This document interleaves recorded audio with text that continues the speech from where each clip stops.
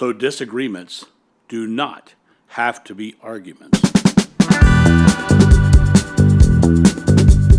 Hey guys, it's John. I just this moment got back from my vacation. I'm sitting in my living room again. Beautiful evening here in Akron, Ohio. It's sunny and probably mid to upper 70s. Just lovely, just a lovely time. You can probably see I've got a little bit of sun on my face and a little bit of peeling skin. It was a wonderful time at the beach. It was wonderful. I loved it. So glad to be back here. Had a really interesting conversation on the ride home with my son.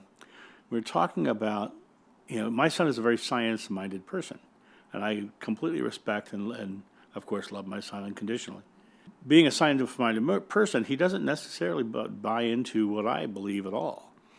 In fact, he told me he doesn't believe what I believe, and I was like, that's great. I said, I don't want you to take anybody's beliefs, even my own, as yours. Your life experiences and your personal journey is yours. But we got into this interesting conversation because he at one point he got a little bit angry because I didn't believe the empirical evidence that he was touting as fact. Everything I say, everything he says, everything science says is theoretical. All empirical evidence that is found in this illusion of atomic energy, this belief illusion. And so a science has a hypothesis or a theory, and they go out to prove that theory. That hypothesis, that theory is their belief. They're going to see empirical evidence of it. When I look at the idea of, be it a religious dogma or a belief in science, or I look at any of those things, I just think of them as different journeys and different beliefs. But people tend to get into their camp and say, this is the fact, this is what we know, and this is a law, right?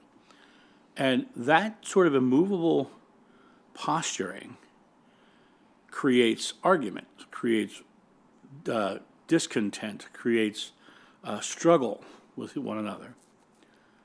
Is it okay that people don't believe the same as you?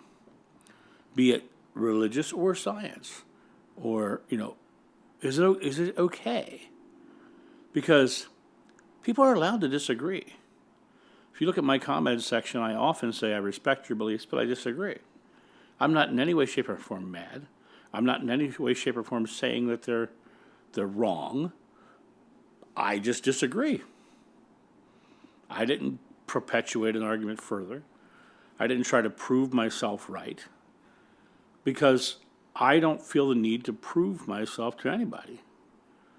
And I was explaining to my son how I believe, his journey is his journey. He can do whatever he wants with it.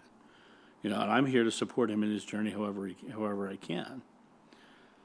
But it comes down to not allowing disagreement to be arguments.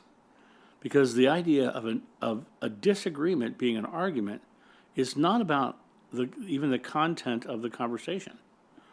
It's about the posturing to be right about your stance, your belief. And I don't care whether it's religion, spirituality, or scientific belief.